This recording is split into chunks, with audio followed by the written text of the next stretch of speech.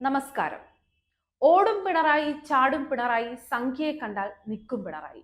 എന്റെ സംഖ്യ സഖാക്കളെ ഹിന്ദു പത്രത്തെ ചീത്ത വിളിക്കുന്നില്ലേ?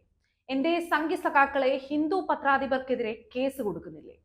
തന്റെ ഓഫീസിലെ PR ഏജൻസി മുതൽ ആഭ്യന്തരം വരെ സംഖ്യകളാണ് നിയന്ത്രിക്കുന്നതെന്ന് അറിയാത്ത ഒരേ ഒരു മനുഷ്യൻ പിണറായി ആണെന്നാണ് സഖാക്കൾ ക്യാപ്സ്യൂളായി പറയുന്നത്.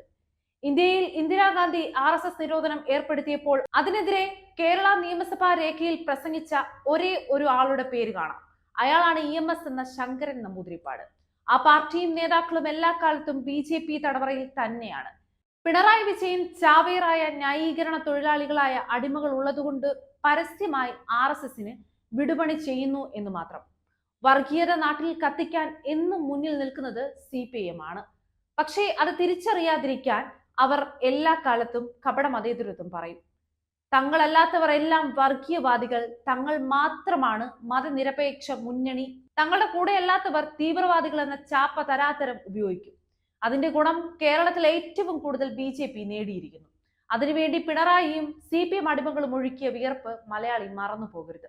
ഈ വാർത്ത വന്നത് കേരളത്തിലെ മാധ്യമങ്ങളിലായിരുന്നുവെങ്കിലോ സഖാക്കൾ അവരെ തെറി വിളിക്കുമായിരുന്നു, ഓഫീസിലേക്ക് മാർച്ച് നടത്തും. പിണറായി വിജയന്റെ PR ഏജൻസി നൽകിയതാണ് എങ്കിൽ കൂടെ അവർ കേരളത്തിൽ പൊതുസമൂഹത്തെ എത്രമാത്രം ചീത്ത വിളിക്കും, വർഗീയ ചാപ്പയടിക്കും. പിണറായി വിജയൻ പറയാത്ത കാര്യമോ അറിയാത്ത കാര്യമോ ആണ് PR ഏജൻസി നൽകിയതെങ്കിൽ അവർക്കെതിരെ കേസെടുക്കാൻ നട്ടെല്ലുണ്ടോ സഖാക്കളെ?